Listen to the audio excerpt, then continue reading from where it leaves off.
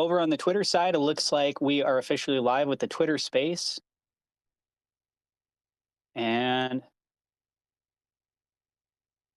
okay, perfect. So I've got it capturing over on my computer. Let's see if I can start my stream over there.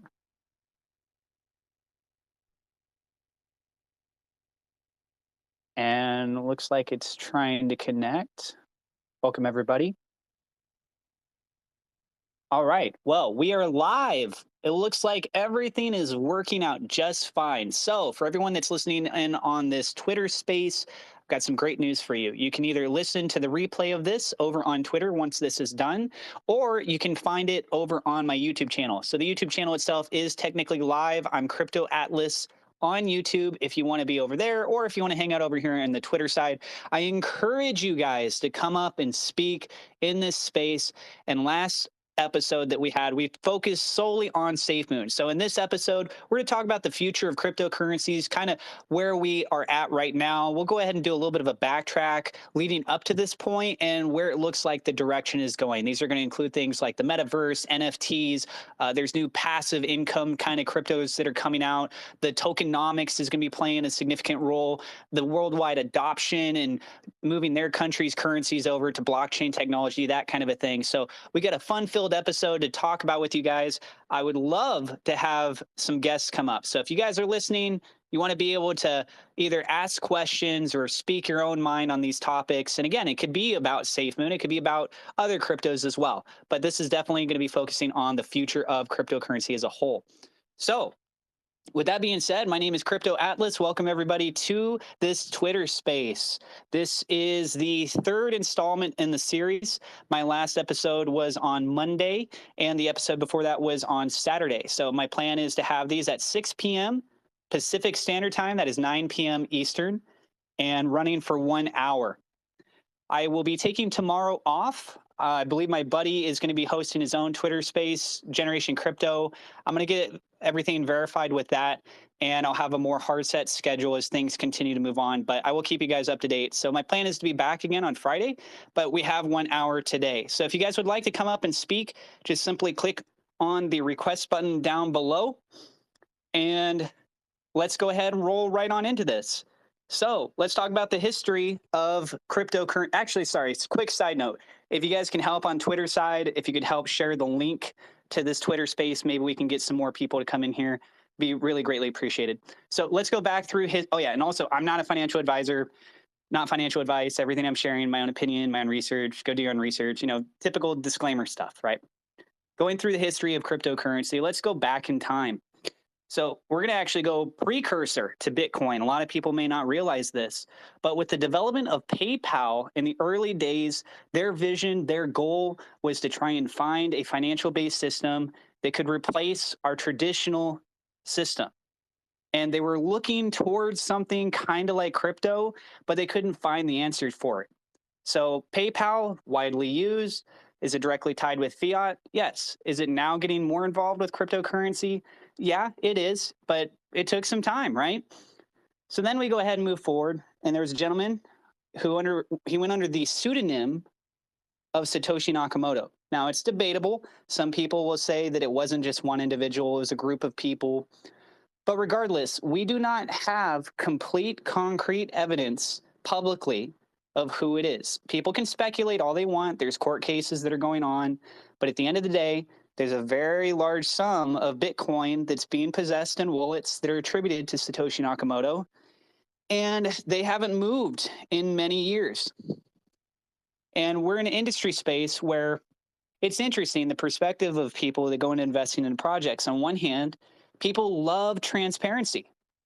On the other hand, some people feel that too much transparency is a bad thing because people will then try and leverage those things and take advantage of it, create other projects, and try and move into the industry spaces before those ones could really take off. Or they try and use that against them, right? So what's interesting is that when you look at Bitcoin, we don't know who the creator officially is. But we're at a point where the time of Bitcoin's existence has proven enough validity for people to be interested in investing into it. Just take a look at El Salvador, for example. El Salvador has moved their country's currency onto Bitcoin. That is their country's currency.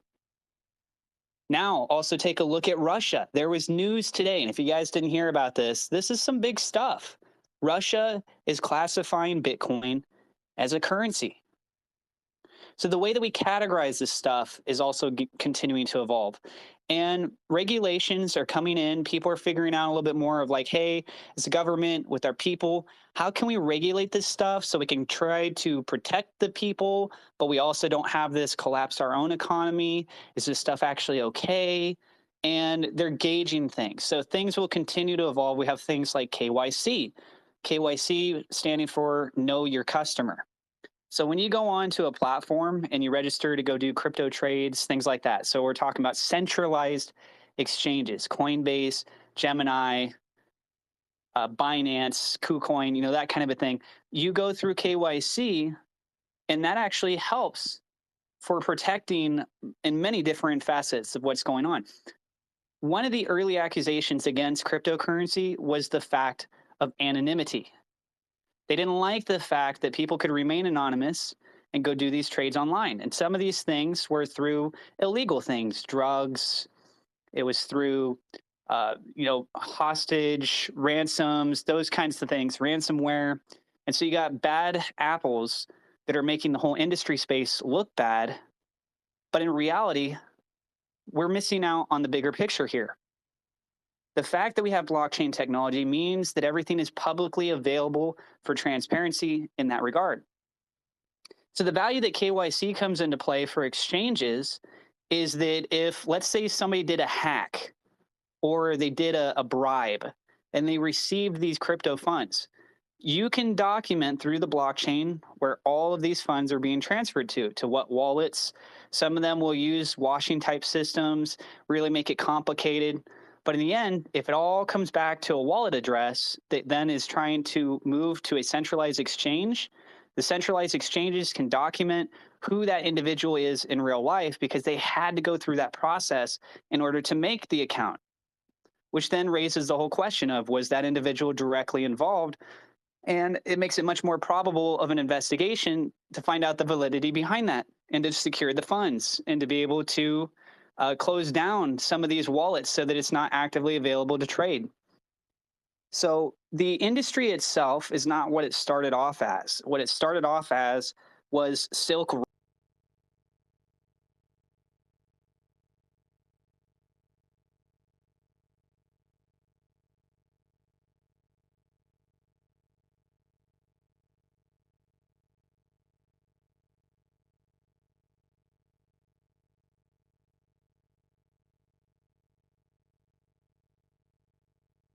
Please, if you can still hear me.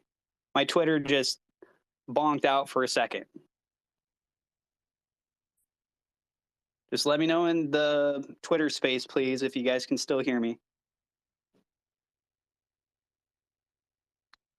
Hope you guys can. Okay, perfect. I reopened, I had to reconnect. That was very odd. So we have Juice that just came up. Oh, and then he's gone. Well, that was odd. Anyways, carrying on. Yeah, you guys can come up if you would like. There we go. Twitter is acting weird. Juice just popped out, popped back in. We got another person coming up here. And I'm going to give the floor to you guys in just a second. I'm just going to go ahead and finish with my first little point here. So with Bitcoin, the way that things have evolved, it started off with Silk Road. And that was an online marketplace where people could go and buy basically whatever you wanted, which included illegal things. And the media leveraged that to make it look like it was this horrible thing. But in reality, all these bad players that are getting caught because of the fact that we have blockchain technology to identify what's happening, where it's being moved, what's going on. You can't do that with fiat, right? Unless you're physically watching that dollar bill exchange hands, how can you verify the chain of transactions, the chain of transfers that it took place? Who handled it, when, what? You go to a gas station, you buy something, they give you your change. Can you name the last 5 people or the last 5 locations of where that money was handled from?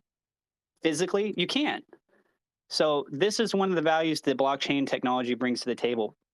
So we got a couple guests. It looks like one of them is still having some issues connecting, but I would like to welcome Safe Moon Ruby up here. How are you doing, Safe Moon? Or Safe Moon Ruby? Hello, can you hear me? Yes, thankfully. Okay, awesome. Yeah, I was basically requesting just so you would know that I can hear you for the most part. Oh, well, I appreciate that. You mind if I ask you a question while you're still up here? Yeah, go ahead. When did you first learn about crypto? I learned about crypto about 8 years ago. Got serious about it 3 years ago, and it all started about the when Bitcoin was bull running again. This last, what was it, 2020, when it started rip roaring after COVID started happening after that dip. That's when I really got into it. I was just watching one of your videos about where you're explaining leverage trading, and that's how I first dipped my toes into crypto, which was the biggest mistake I had ever made because I had lost a lot of Bitcoin trying to think that I could leverage trade with no experience whatsoever. So I want to reiterate what you were putting a video out on, which was know what you're doing before you put your money where you think your mouth is. Yeah, people need to be very careful when you're doing things with margin. And if you don't mind, when you're not talking, Ruby, can you go ahead and just mute your mic? Yes, sir. Yes, sir. That's okay. So leverage trading is something that's a bit more advanced. Just so you guys know, I've done leverage trading one time. It started off, it was looking absolutely great. But the thing is with crypto, it's really volatile. So what ended up happening was I got in at Bitcoin when it was at $49,000 a token per Bitcoin, and I got in on leverage that was, I think it was times 2 or times 4, so it wasn't even that much. And over the course of a week and a half or so, the price of Bitcoin kept going up. I was looking great. I was happy that I did my technical analysis research, everything. And guess what? There was one day something came up in the news, people freaked out, whatever. Boom, Bitcoin plunged. And I mean, it plunged really hard. I ended up getting an email saying that I was about to get margin called. And I was glued to the screen the entire day, stressing out about whether or not I should just go ahead and take my losses with where I was at or what, this and that. End of the day, the story is I ended up closing out my position. I think I lost maybe 20 bucks worth, but I decided to go ahead and take a small loss instead of a massive loss. And with crypto, you could have things just overnight massively take a plunge. A whale makes a dump or something like that. So if you're going to do leverage trading, be really, really careful. We have Richie, who's coming on up here. Welcome. Should be able to hear Richie in just a second, as long as Twitter wants to be kind.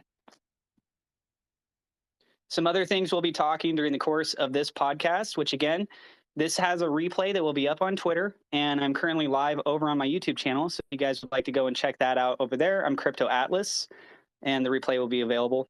We're going to be talking about tokenomics. It's a function that is very popular with a lot of cryptocurrencies now, most notably with SafeMoon. We'll also be talking about passive income. We'll be talking about staking. We'll be talking about some of the core metric functions that we're seeing inside of the cryptocurrency space. But I would like to welcome you up to the podcast, Richie. Thank you so much for being here. How are you doing tonight?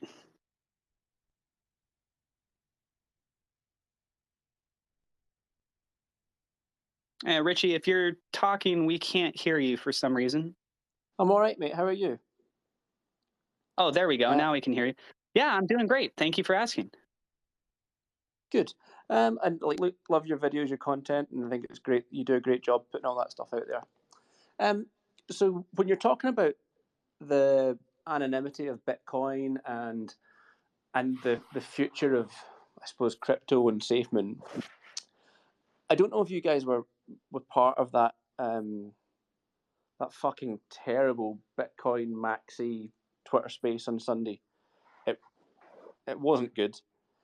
But they did bring up a question that I've asked on Reddit and a few other places before about look, Bitcoin's one thing because of the anonymity and nobody owns it. You know, it has a creator, but no, there's not.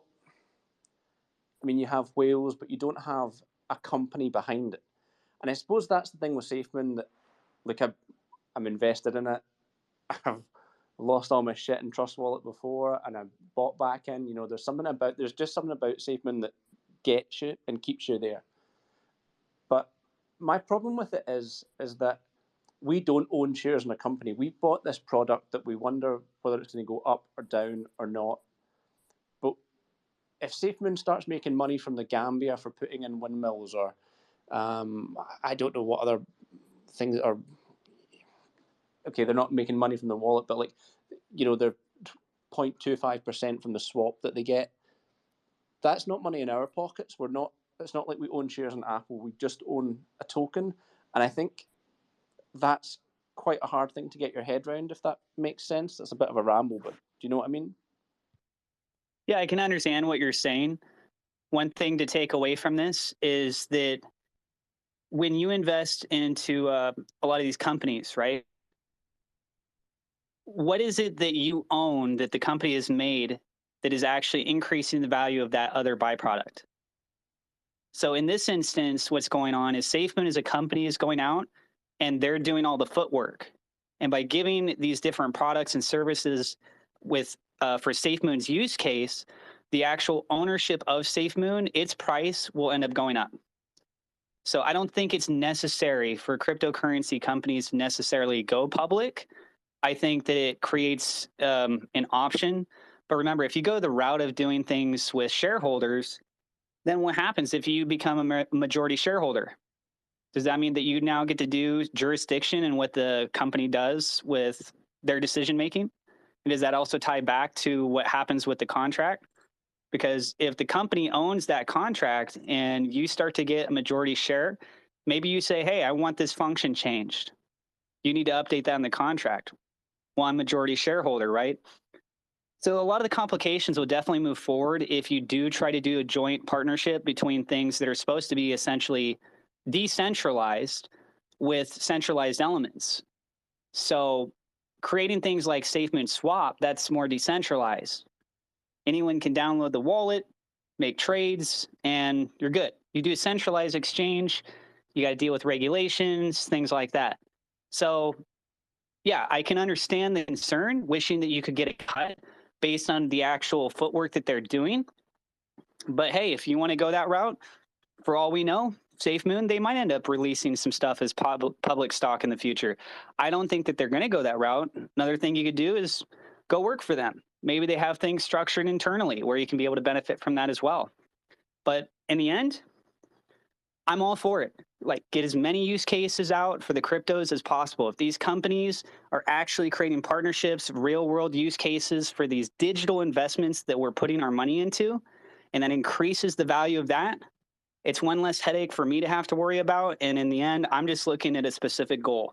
That's to increase my bag size because I want to be able to pay for things in my everyday life.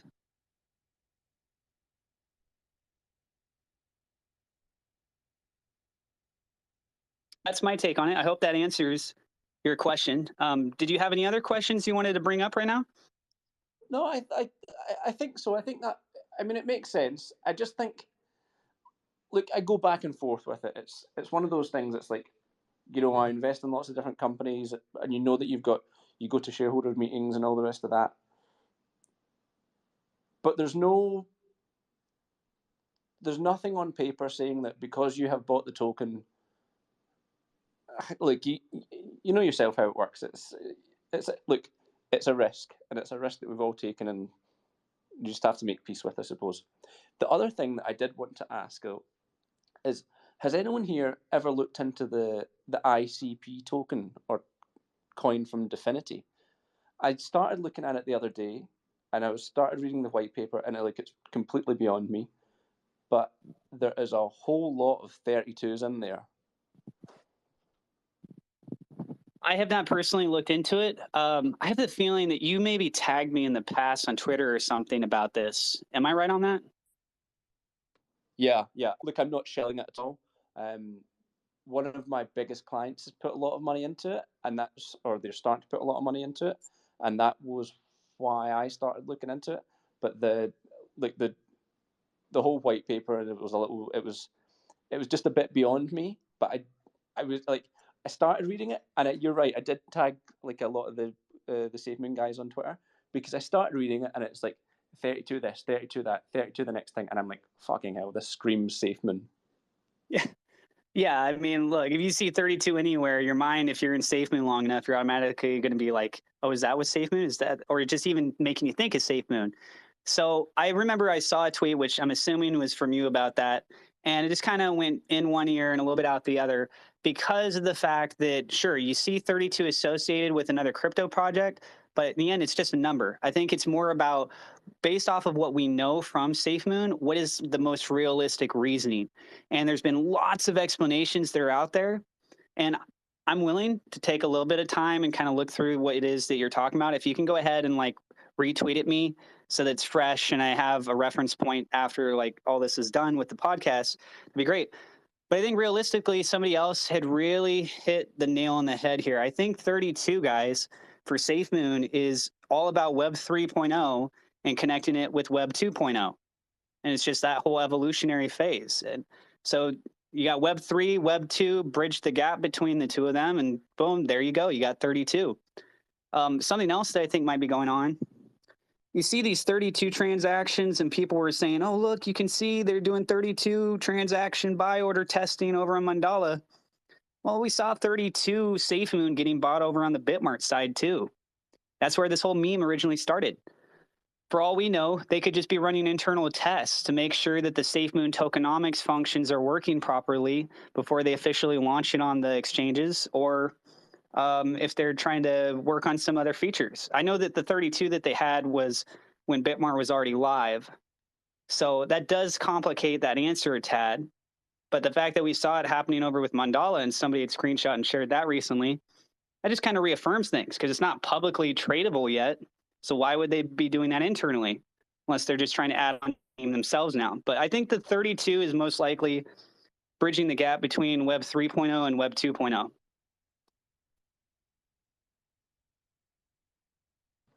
Cool. Thanks, Atlas. I'll send you that tweet though.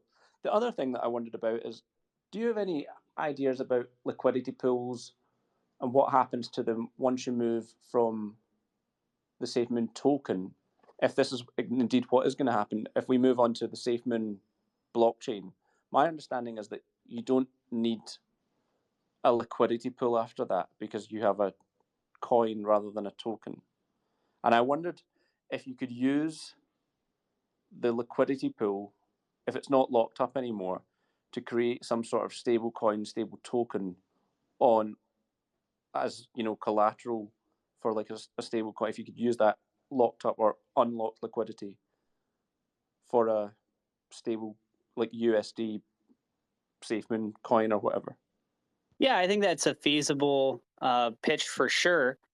Before I answer on this, if you guys are listening and you haven't yet done so, would really love your support. If you could help share this tweet, the Twitter space, we might be able to get some more people pop in here and give their thoughts on things too. So as far as for the liquidity move over, Adam Bergman, a buddy of mine, he dived into this pretty heavily, and you know, I learned a lot of this from him. So yeah, as far as when you go and you launch your own crypto, your own blockchain, the transactions happening on that blockchain creates its own liquidity. So you don't need to have a liquidity pool at that point in time. So then the question comes in, what are you going to do with the liquidity pool that you currently have available?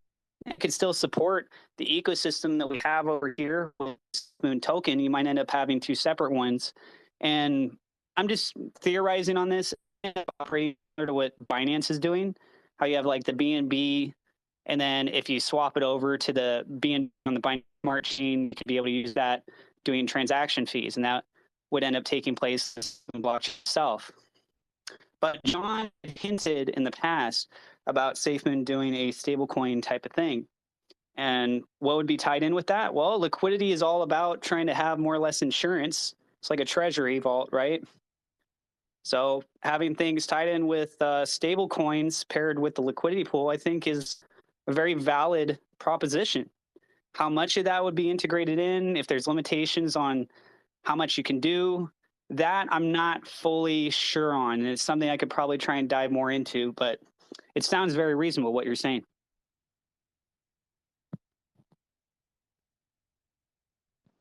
Cool. And I've just got one other thing.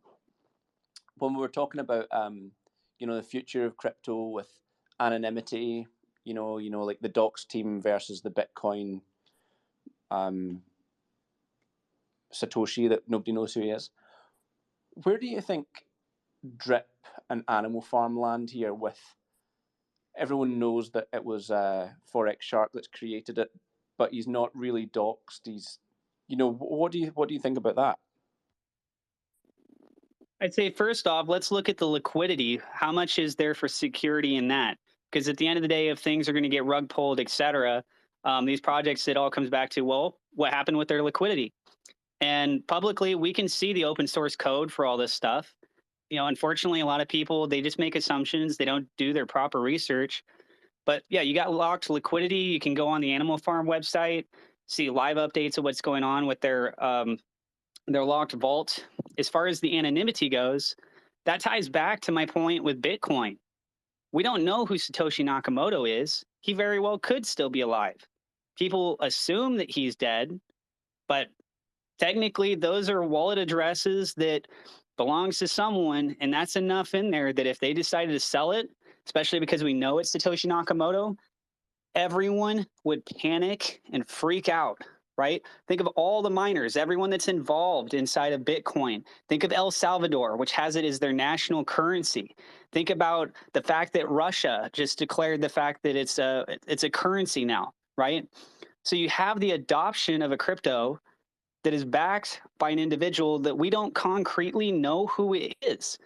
But what comes into play with Bitcoin largely is the fact that it's been around since 2009. So when you look at things over time, you start to get a little bit more reassured, right? Something's been around for a month, you're gonna be really skeptical. I don't know how this thing's gonna work. 6 months, you're like, well, still kind of early, too early to really tell. A year goes by and you're like, okay, they're starting to make some headway here. I'm starting to feel a little bit more confident. 2 years, 3 years, 4, 5, 6 years. That's what we're talking about with Forex Shark here. Okay. Forex Shark has made his own crypto projects for 6 years. He's been involved in blockchain for 10 years.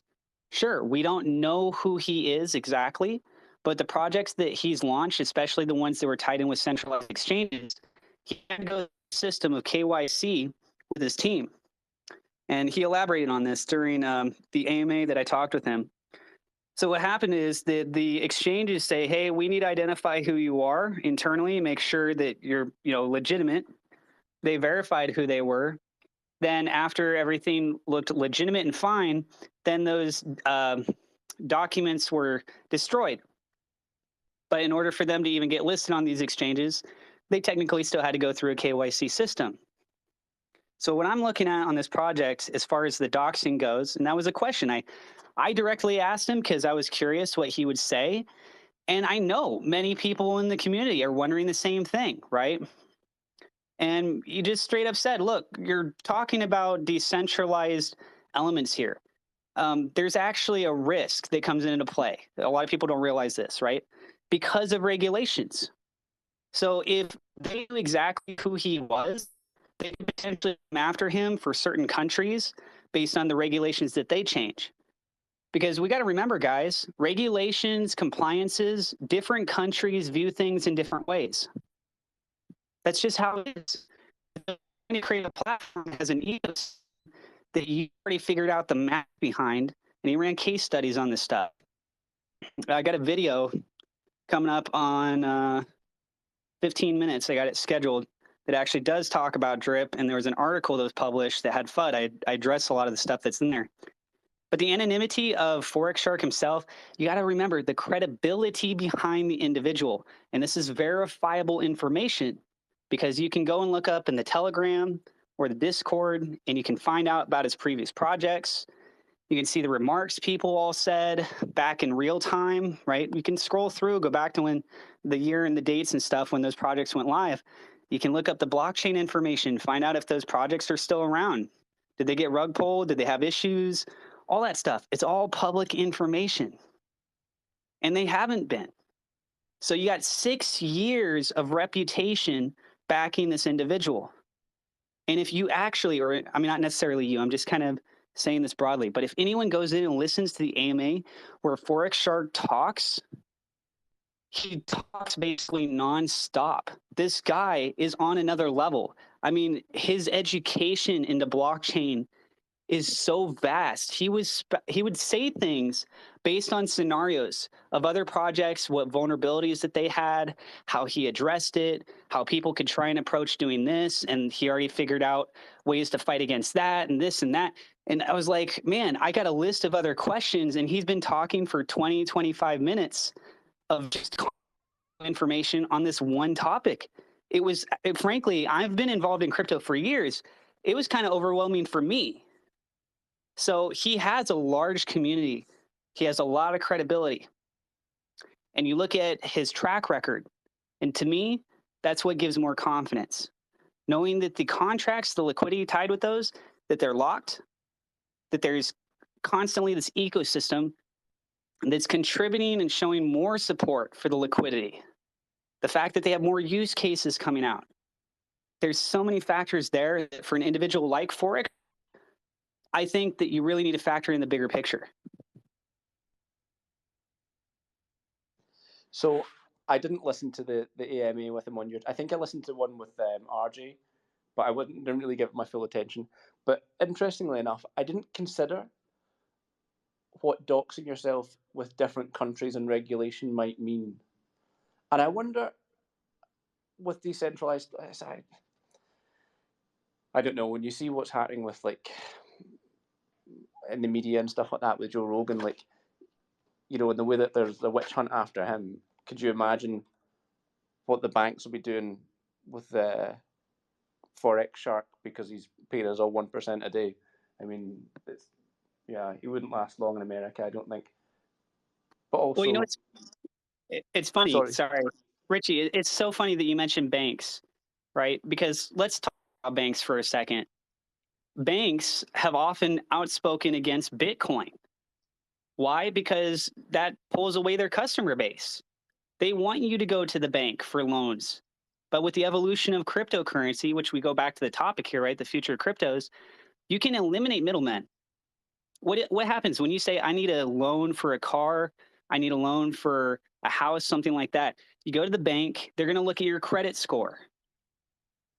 Oftentimes, you need to have a certain amount of income, and you got to kind of know somebody at the bank or have a friend that can refer you so you have a chance of getting approved.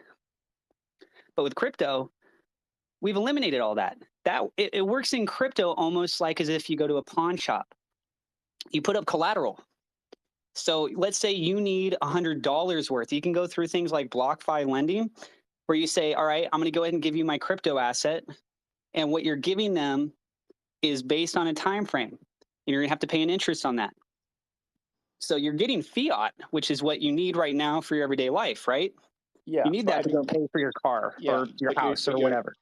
But you're also eliminating debt, which, you know, you can't compare it. It's not apples for apples there, because if you're taking a loan from a bank, you know, okay, your collateral is the car that you buy, but it's not. But you don't have that car yet. You can't go to Celsius or I don't know, or Anchor or wherever it is that you would borrow money from and say, I'm going to buy this car. Can I borrow from you?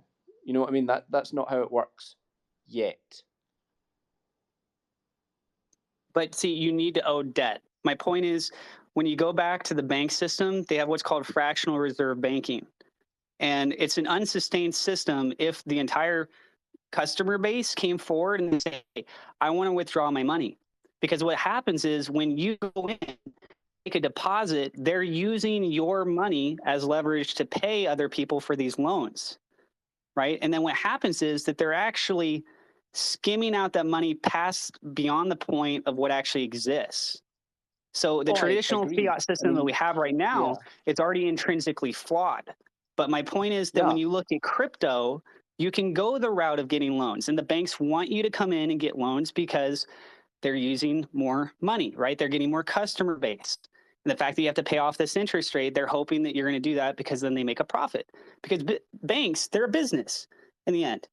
They're independently owned. They are trying to make money as well. So them being against crypto has been a large issue. And just now we're starting to see them opening up a little bit more because they're starting to say, hey, how can we be a part of this? Instead of it being, oh, it's a threat, it's saying, well, how can we incorporate this into what we have? yeah. Look, I agree with you. I'm like, truth be told, I work in financial services, so it's kind of my bread and butter. Well, actually, that's not my bread and butter, but I understand it. But you can't. I don't think we can just get rid of the debt like that. You know, you can't just wave a magic wand. Nobody has any idea what would happen. But what I'm interested about is like, so let's say you have half a Bitcoin and you want to use that as collateral to borrow $20,000 to buy a car. What happens if the value of Bitcoin then crashes to, I don't know, $5,000 per coin? So a couple of things, a couple of things come into play here. And then after I answer this part of your question, I want to go over to Patriot, who's waiting patiently. Thank you, Patriot. So what ends up happening, you're saying, hey, I want $1,000, right? So on these DeFi lending programs, you say, okay, I have Bitcoin. That's why they're all DeFi. It's all automated. They don't look at your credit score, nothing, right? What you're doing is you're not giving them as collateral $1,000 worth of Bitcoin. You're actually giving them in extra value. So like $1,400 or so, right? Because of the fact of what you're saying, that markets can be volatile. But in addition to that, what you're paying off with an interest. So the longer that you need to be able to pay back that loan, the more money that you're going to have to pay. And a lot of these lending programs, they work with more than just one crypto. So yes, some can go up, some can go down. You're paying back fiat rather than paying back the Bitcoin. Correct. And then a lot of them are also probably having some sort of an insurance partner involved in the back end, just in case if things happen to get made an issue, right? And so your deadline comes up, which is part of a smart contract. If you don't pay that on time, your collateral is forfeited. They then take full possession of it. And what happens too is that when you're providing those collateral, that is helped used as funding to do the lending to the other people. It works through the back end. Then the lender is taking a small percentage cut. I made a video. I just looked at it the other day. I think it was back in October on my channel, where I had done a theory of if SafeMoon decided to go and do some sort of a lending-based system, because when they said freedom for the unbanked, I was thinking, well, maybe they are going to help people with doing off-ramps to fiat and incorporating that somehow. But yeah, very interesting questions for sure, Richie. You can ask more. Let me just go ahead and go to Patriot here first, okay? Thank you. I'll step down. It's been a pleasure. Keep up the good work. Thanks. Thanks for coming up. Hi, Patriot. How are you doing tonight? Yeah, hey, Crypto Atlas. How's it going? Good evening. I'm doing good. I just had a question about the drip and the other I guess the other one that this guy created. You keep saying that the liquidity is locked, but the only thing I don't understand is that with locked liquidity, that doesn't really give anybody a secure peace of mind, because they can have a wallet or create a wallet, basically with a large sum, and just drain the whole project, that way, without, you don't necessarily need to, you can get access to the liquidity by by creating wallets and creating larger enough wallets that when the market, when the liquidity reaches a certain size, they can rug pull it. So I was just curious that with Drip and the other ones, is that possible? I'm not 100% sure. I believe that it's not, but I'm not going to sit here and claim that I know things when I don't. Who would be a really good to ask that to? My buddy Generation Crypto. He did about a week's worth of diving into all the contract stuff for Drip. I mean, literally looking through the code, and he uploaded a video about it. So if you wanted to ask specific things on contract related questions, you know, functions, is this accessible, that, I would direct you over to him. If I knew the answer, I would just go ahead and answer it right here. But I think he would be a great resource for you. Okay. Outside of that, and, you know, outside of that though, one thing I also want you to really ask yourself is, since Forex has been involved in the industry for 10 years, why didn't he rug pull any of those other projects or the 6 years of his own personal projects? His credibility would definitely get tarnished. He's been under the same alias. He still has the same Telegram and Discord group and community members that are part of that. A lot of people could have been outspoken and really put it in the public eye like, hey, look at these projects that he did. You can't trust this guy. If it was 6 weeks, okay, I can understand a lot of concern. If it was 6 months, yeah, I would still be right there with you guys. But 6 years is a long time. And I think that helps reassure just in that regard.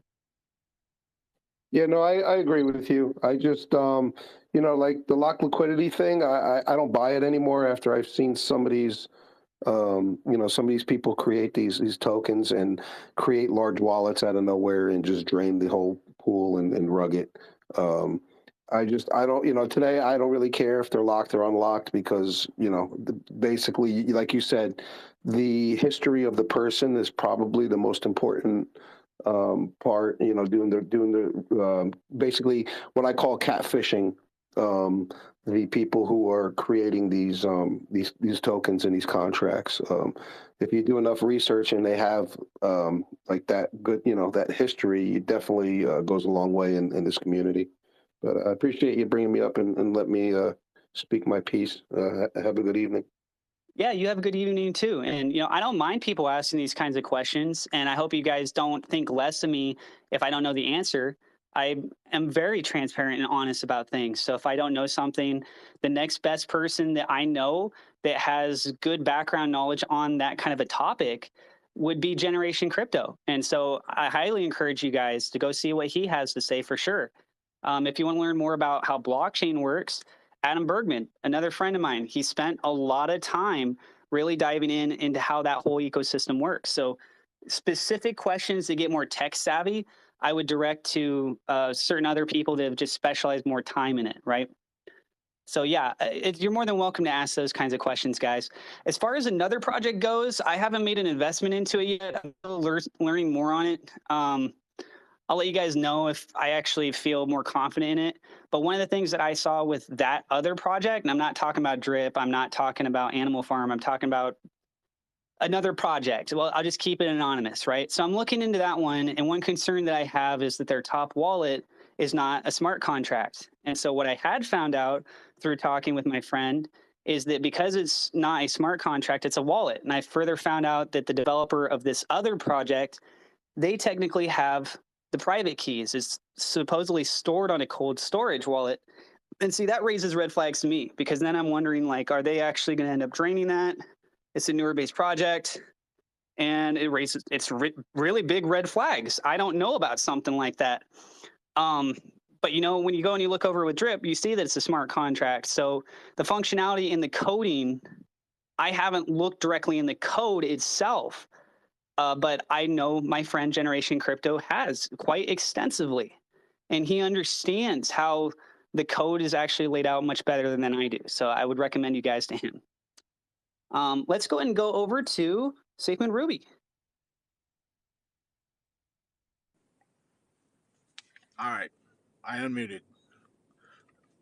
So I was just wondering, I guess, to add on top of what he was talking about with, pardon me, the LP locked, unlocked, everything else like that. SafeEarn or EarnHub, just 2 or 3 days ago, someone was able to hack into the LP and make another contract that started taking all their money, and they put out a tweet about it telling everyone to dump as quick as you can because this person was taking everything. So no matter what and how safe it appears, someone's going to hack it. And SafeMoon is coming in with insurance, tax bit, hand in hand. I mean, that is security on top of paranoia, which I would rather invest into. I mean, what do you think about that? I love the fact that SafeMoon is having insurance backing coming in. I'm not going to argue that at all. And the project, you sure it wasn't EarnHub? No, it was EarnHub. I'm sorry with the vernacular because they used to go by SafeEarn, and so I got it Oh, wrong. okay. It's called EarnHub now because they switched to version 2. See, and that's another thing that I saw with between SafeMoon and EarnHub. EarnHub was trying to be first to the gate, to be V2, and look what's happened. They try to get it out to appease the people on social media, and now look at them. SafeMoon took the hits and the brunt of everyone calling every name and every kind of scenario, and one by one, all these people that used to call it a poo coin are now calling it the most secure contract out there, which is surprising, and people are starting to give it validity. Bitcoin was bickering about it on Saturday on Twitter Spaces. If they're talking about it and they're hating on us, we're doing something right. I think SafeMoon is doing a lot of things right, which is why I love the project so much. As far as cryptos I'm invested in, public disclaimer here for everyone, I'm more invested into SafeMoon than anything. In fact, like I'm having to figure out all my taxes this year and I'm stressing out over it because I know I'm going to owe money. And it's because I moved other positions last year to increase my bag size in SafeMoon. So if I want to make it perfectly clear for everyone here. You see me talk about other cryptos. It's not because I'm trying to damage SafeMoon. I'm not trying to clout chase with SafeMoon. Like I see other plays that have their own value and it's benefiting me. I've actually participated in it.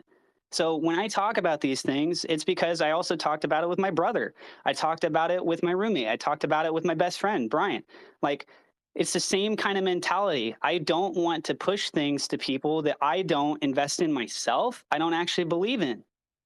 So there's more than one play here. There's different sectors. There's different growing emerging abilities like tokenomics, right?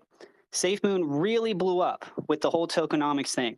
Look at how many other projects started bandwagoning on that same sort of principle. And they created projects that had either the same thing or the same thing with some slight alterations. And it's continuing to evolve. If we didn't evolve, we would all be only stuck on Bitcoin. And even Bitcoin was an evolution based off of a pre-existing type system. It was trying to troubleshoot problems, right? So when you're talking about EarnHub, something I think that's really important to point out is that you need to go back to the code. That's what it all comes back to. What was their specific vulnerability that caused the issue? And then you can compare that to other projects. If other projects are coded the same way, then that's a huge red flag. Those projects either need to make a patch update immediately and their team needs to be made aware so that they don't have the same problem, or you need to cash out your money before it happens. But to assume that because one project, something happened to it, it's going to happen to every other project besides SafeMoon, it's going too extreme, right? Maybe you're like me, SafeMoon Ruby. I have issues with my physical self. Like, and there's other people that will do this too. I feel things and I'm like, oh wait, is that actually normal? I never noticed that before. And then you go on Google and you're searching things, and next thing you know, everything leads back to, oh, it's cancer. And you start freaking out, right? The phrase that I learned, and I think it's important to apply it to so many other things in life, is that when you hear the sound of hooves, think of a horse, not a zebra. What that means is that logically, when you hear the sound of hooves, it's probably going to be a horse. A horse is way more common than a zebra would be. So if you see that there's a vulnerability that happened on one project, just understand that there's many different forms of code and functions and things that they design in all these different contracts. So you got to look at the code and then find out what was that vulnerability, and then find out if the projects that you're looking to support or already in, if they have that same thing, then you already know, like, they need to fix it or take your money out or don't invest into it, right? But it's not a guarantee every project is going to go through the same thing. See, I completely agree with everything you're saying on that. Two things. But on that same line of thought, they're You still just there? no, I'm here. I lost my train of thought on that first one. Holy shit. Sorry. Um, It's okay. so on the second one, this is the one I was more honed in on because I never thought I would have the chance to speak to you, to be honest. But I really think, and I see Safe Moon Jonah here, this goes to him too. You guys have done enough apologizing for no reason. We're all in cryptocurrency. It is a blossoming field. We love Safe Moon. People are going to holler and squalor. It doesn't matter. If they don't like it, take your $50 bag and go on. But where I'm going to look into every opportunity for myself. I really think you should move on and do something good because you've already done something great. So stop apologizing for something that's just natural to anyone who's serious. Safe Moon is really to the real people. It has made concrete shoes out of holders that have been through the greatest of highs and the hardest of lows. They have shooken that tree to the core, and we're still left holding, so we understand that. And that's Safe Moon. Yeah, we're going to get all those people hooting and hollering, but we're going to see what else is out there for opportunity. I say you've made great stride with Discord. You've done that, but I say, brother, just go on, head held high. You're doing great.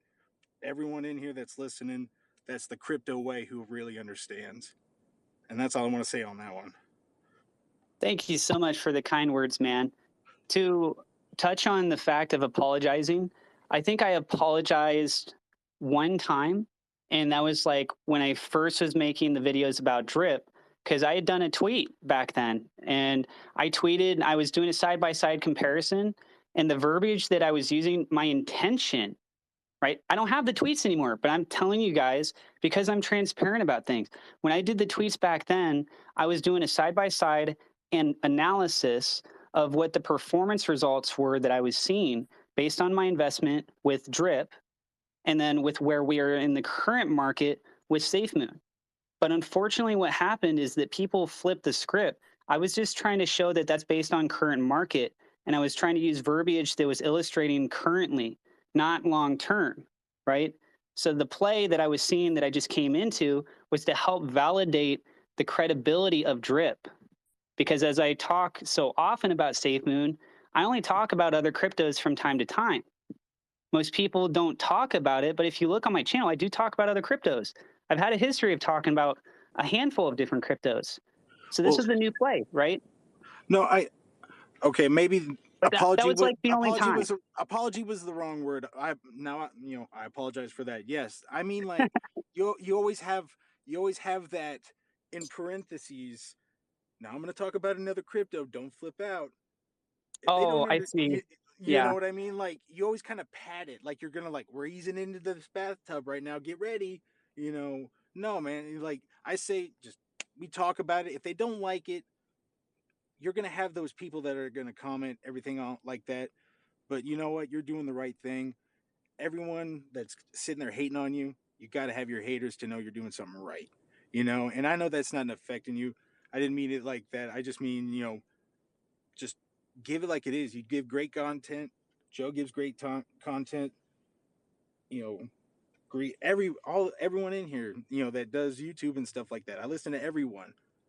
Safe Moon got me reinvigorated, got me a great connection with my father, and I can't get that time back to just redo everything, So just every investment, bring it on, man. As long as you think it's a legitimate, anyone of legitimacy, I'm gonna check it out. Don't pat it.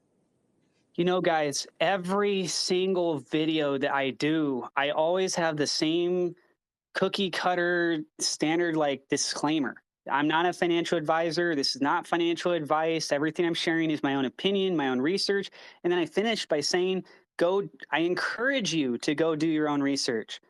And what hurts is that I came across another project that I see that's in an emerging tech space that's found what I can see based on looking at the white paper, talking over with other people involved in the crypto space before I even publicly talked about it on my YouTube channel. From what I can see, they troubleshooted a problem. They said, hey, look at these other comparable projects. Look at what they were intending to do. Look at how they performed with it, but look at where they failed. How can we troubleshoot those failures to make the system more likely to succeed? And that's what I looked at with Drip. And I was so appealed to it that I became a part of it. And I'm telling you guys right now, personal experience, it has changed my life, literally. And it was in the course of a week. And it was a combination of several different factors. If I would have just put the capital in and had the same amount of drip, regardless, I would still be in the same circumstance. And that's without having referral links, telling other people about it, whatever. I could have just came in, been totally silent, put that same amount of capital in. Obviously, it would have been more out of my personal pocket. But if I would have met that equated value, the amount that I'm earning per day is enough that if I wanted to, I could rely on that. I have that as a backup plan. And the project is so early with where it's going that I can only see it going up from here. There's always a risk. There's always a risk. You don't think that Bitcoin, something can happen to that? Exactly. Come on. Everything is a gamble. You don't see the narrative they're trying to put up in politics right now with North Korea is using stolen, scary internet money to shoot missiles at the Americas. You know, like that's what it's coming down to nowadays, brother. You know, they're already trying to set the narrative. You know, they're trying to put a boogeyman in the room, but you made your call and you actually have a platform to actually help people. And if you reach your hand out and they don't take it away, you know?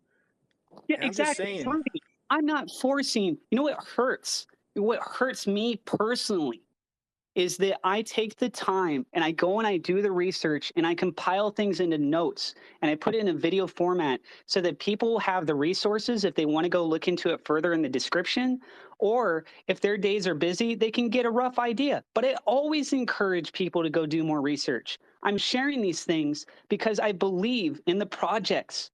I believe in the people behind them.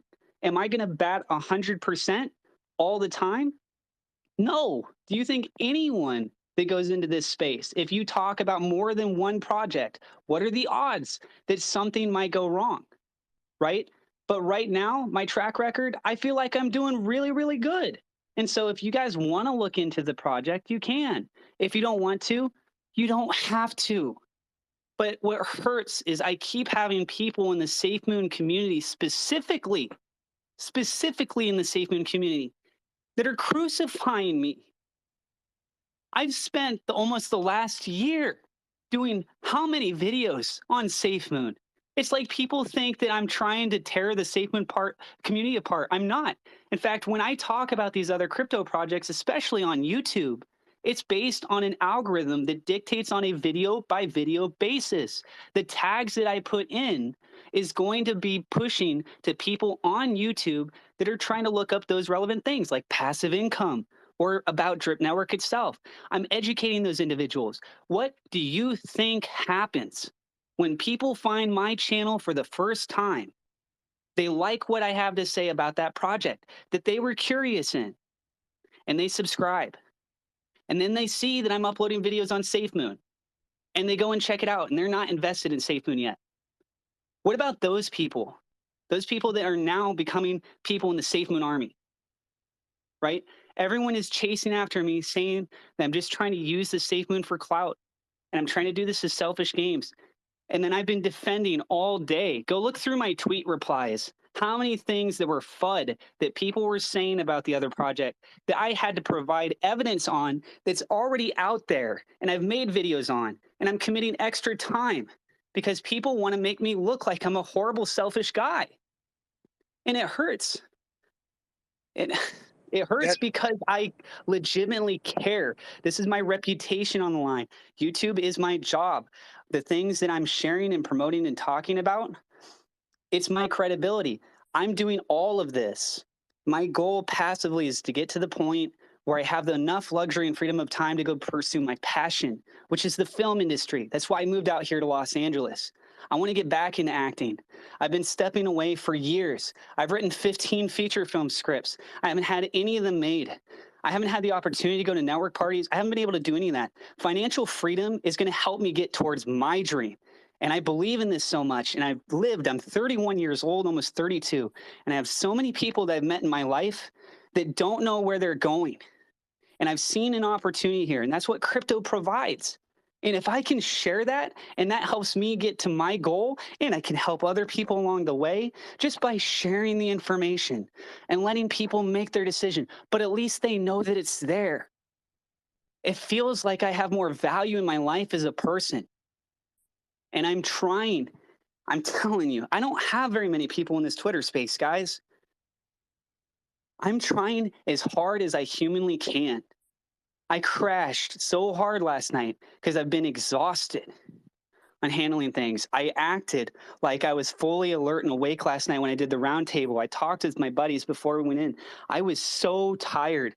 I felt like I was going to crash any second. I'm trying to do what I can. I'm going to do more of these Twitter spaces. And I love you guys. And I know that most of the community is really good. If you see me talk about other projects, please, all I'm asking for is to not be toxic about it. If you don't want to support those projects, that's okay. You don't have to. But I know a lot of other people that do like these projects and they are interested. I'm one of them. I am going to keep talking about SafeMoon because I love SafeMoon and I believe in it. And, you know, it's rough, but this is the role that I chose, right? I'm a content creator, and the reality is not everyone's going to agree with me. You're going to have internet trolls. This isn't my first rodeo. I've been involved in online like streaming and stuff for years. So I appreciate everyone's support. I appreciate the kind words that you've said too, Ruby. With that being said, I'm going to go ahead and wrap up the podcast here. My next podcast I will be doing on Friday. So Thursday, tomorrow night, I believe my friend Generation is going to be hosting a Twitter space. If you guys ever want to DM me on Twitter, you can. If you want to tweet at me, if you send me messages on Discord, I try to get to, that's part of the reason why I'm so tired is because I get messages on so many platforms and I'm trying to respond to everyone on top of everything else. But if you guys want to message me, you can. If you have questions, if concerns, you want to share things that you found, all that kind of stuff, right? So my next podcast will be Friday, 6 p.m. as usual, Pacific Standard Time. That's 9 p.m. Eastern. And this is actually recorded. So if you guys want to go back in this Twitter space and hear a lot of the topics we talked about in the beginning, you can. This is also recorded live over on YouTube. Should be live right now. So anybody, hello, if you guys are over on the YouTube side. And I know that we have somebody that wanted to request to come up. Oh, Generation Crypt. Wait, what? That's not Generation, is it? Wait, is it? Yeah, that's Generation. Sorry, yeah. Okay, I'll pull him up. Picture probably threw you off, I'd imagine.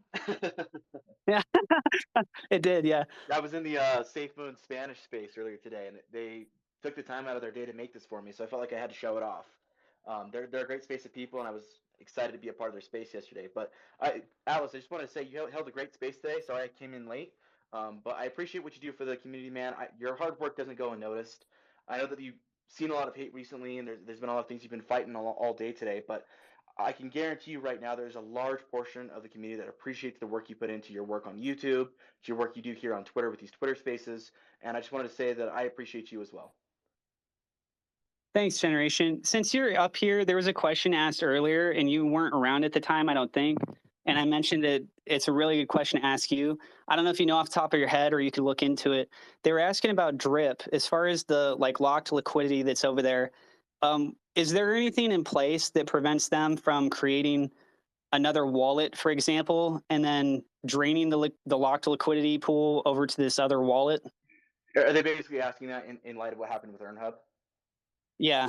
So what happened with EarnHub is it was a staking pool. So it works a little bit differently in the way they did that, because what happened with EarnHub is essentially someone created a contract and then was able to call a function in there to gain access to the staking pool. And then they were able to create another staking pool that was essentially a mock of one of their other pools. as another contract, and then they were draining all of the different liquidity pools through a different call function and moved all the liquidity into that one pool, which was just a mock contract. And then they were able to send out of that contract using Tornado to get it into other wallets to hide where it was going. So it's a little bit of a different situation than what was happening with what's happening on with Drip. But as far as I know, their liquidity is legitimately locked. It's not the same thing as the staking pools. If people are worried about the rewards pool, though, I don't know if there's any measures that are in place. I do know that their contract isn't written anywhere near the same as the way that EarnHubs was written. Okay. If you get some free time, if you let me know or something, it might be like a good little deep dive video even for your channel, just kind of addressing like, hey, what happened with this project compared to over here? Or, you know, it's just an idea. But I know that was a question that was asked. Perfect. Yeah, I can look into it a little bit more. Cool. Well, I know that we have a request that's coming up, but guys, I'm really trying to keep these podcasts to 1 hour. So sorry about that, Safe Moon Travis. You can come back though on Friday. I will be hosting again at 6 p.m. Pacific Standard Time, 9 p.m. Eastern. Would love to have you in that space as well. If I don't keep these things hard set, next thing you know, it turns into 2-3 hours, that kind of stuff. And I want people to be able to go back and listen to the replays and be able to digest it. So I know I got just a little bit emotional there, but you know, I'm trying honestly the best that I humanly can. And I do care. I'm not trying to take advantage of people. I believe in the opportunities, these projects I'm being associated with. And I want you all to go and do additional research. I am not saying go buy these things. I am saying I have bought these things or I own these things, but I believe in them and I want to share the info with you. And if you like what I have to say and what you see, then feel free. And if you benefit from it, same time I'm benefiting from it, it makes me feel even better because I know I helped other people. So thank you everybody for tuning in. You guys have a wonderful night. Go check out our awesome Discord. It's a group Discord, Generation Crypto. Safe Moon Joe's in there. Thank you so much for popping in too, Safe Moon Joe, and hanging out with us. God bless everyone, and I will see you on Friday. Let's go. Deuces.